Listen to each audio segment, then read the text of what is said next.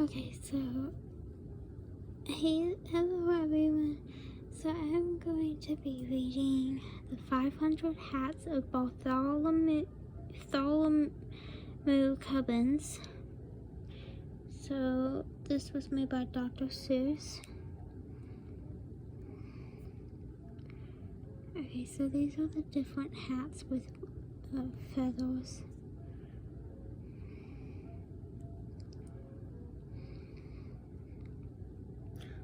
Let's see. Oh, it's not going to zoom in right. So blurry. Okay. So it says, I think 1938 is when it was first made. It was renewed later. Okay. In the beginning, Bartholomew Cubbins didn't have 500 hats. He only had one hat. It was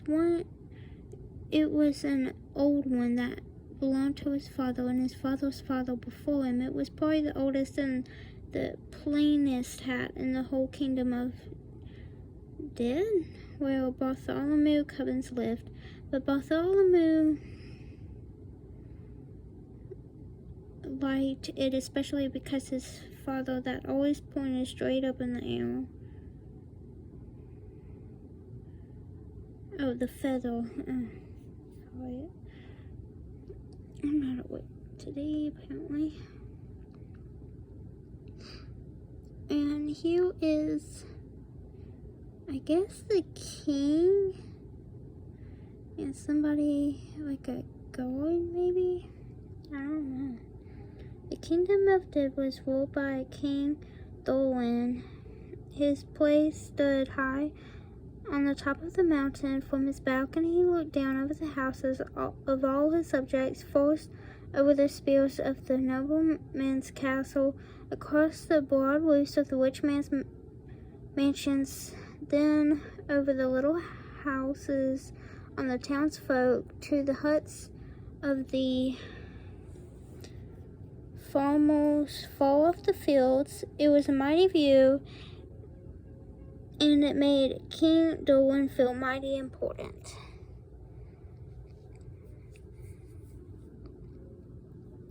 Okay. Far off in the fields at the edge of the cranberry or canterbury bog stood the hut of the Cubbins family. From the small door, Bartholomew looked across the huts of the farmers to the houses of the townsfolk, then to the rich man's mansions and the nobleman's castles, up to the great towering palace of the king. It was exactly the same view that King Dolan saw from his balcony, but Bartholomew saw it backward. It was a mighty view, but it made Bartholomew Cubbins feel mighty small. Okay, so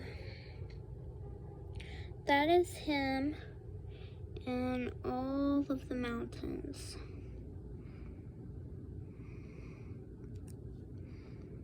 Oh, and there's some kind of thing in the very edge here. I don't know what that is. I guess it's another house, and I guess the other houses are up there.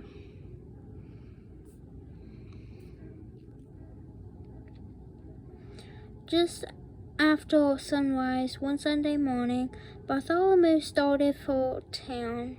He felt very happy. A pleasant breeze whistled through the feather of his hat. It was in his right hand. He carried a basket of cranberries to sell at the market. He was anxious to sell them quickly and bring the money back home to his parents. He walked faster and faster till he got to the gates of the town. There he is walking. And there's a board. Okay. Here's another picture. That's of the gates and an odd image. The sound of silver trumpets rang through the hoofbeats, clattered round the cobbled streets. Clear the way, make way for the king. All the people rushed for the sidewalks. They drove the carts right up to the curbstones. Bartholomew clutched his basket tight around the corner, dashed 50 trumpets of yellow-robed horses. Behind them, crimson-robed horses came the knights' own guards. "Hats off to the king," shouted the captain of the king's own guards. Oh, came the king's carriage, white and gold and purple. It rumbled like thunder through the narrow street. It swept past Bartholomew. Then suddenly, its mighty breaker shrieked. It hitched and it stopped. The whole procession stood still. Bartholomew could hardly believe what he saw. Through the side window of the carriage, the king himself was staring straight back at him. Bartholomew began to tremble. "Back up," the king commanded to the royal coachman. The royal coachman shouted to the royal horses. The king's own guard shouted to the crimson-robed horses. The trumpeters shouted to the yellow-robed horses. Very slowly, the whole procession backed down the street until the king's carriage stopped right in front of Bartholomew. Or Bartholomew?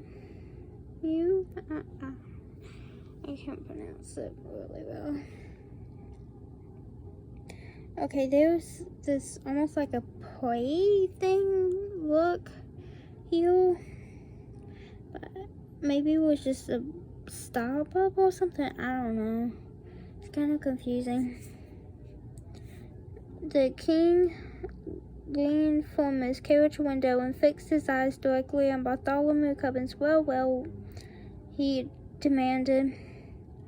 Bartholomew shook with fright. "I ought to say something," he thought to himself, but he could think of nothing to say. "Well," demanded the king again, "do you or do you not take off your hat before your king?" "Yes, indeed, sire," answered Bartholomew, feeling greatly relieved. "I do take off my hat before my king." "Then take it off this very instant," commanded the king more loudly than before. "But sir, my hat is off," answered Bartholomew. "Such imprudence!" shouted the king, shaking an angry finger. "How dare you stand there and tell me your hat is off?" "I do not like to say that you are wrong, sire," said Bartholomew very politely.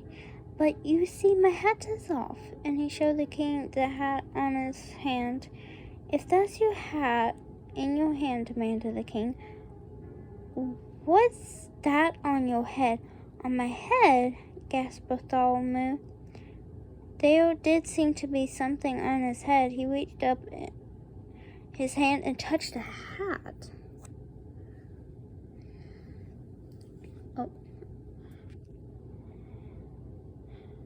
Oh, there was more of the picture. He looks very confused. Okay, there was him with the hats. The face of Bartholomew Cubbins turned very red. "It's a hat, sire," he stammered, "but it can't be mine. Someone behind me must have put it on my head." "I don't care how it got there," said the king. "You must take it off." And the king sat back in his carriage. Bartholomew quickly snatched off the hat. He stared at it in astonishment. It was exactly the same as his own hat. The same size, the same color, and exactly the same feather, but the crown of my fathers. "By the crown of my fathers," shouted the king, again leaning over the carriage window, "did I or did I not command you to take off your hat?" "You did, sire. I took it off. I took it off twice." "Nonsense! But there is still a hat on your head." Another hat. Again, Bartholomew reached up his hand and touched the hat. Come, come, what is the meaning of all this? Demanded the king, his face purple with rage. I don't know, sire, answered Bartholomew. It never happened to me before. The king was now shaking with such fury that the carriage rocked its wheels, and the royal coachman could hardly sit in his seat. Arrest this impudent trickster, shouted the king to the captain of the king's own guards. We'll teach him to take off his hat. Okay, there's the people taking off his hat. The royal coachman cracked his long whip. The king's carriage swung forward in the streets towards the palace, but the captain of his own guards leaned down from his big brass saddle and grabbed Bartholomew Cubbins by his shirt.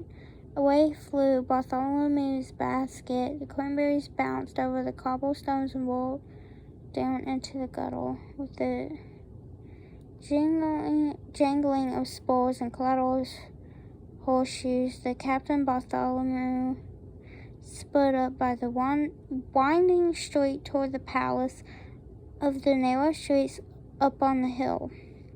Bartholomew clung to the captain's broad back. On and on they galloped, past the bright gardens of the wealthy merchants, higher and higher up to the mountain on the past walls of the nobles' castles. Okay, there they are all leaving.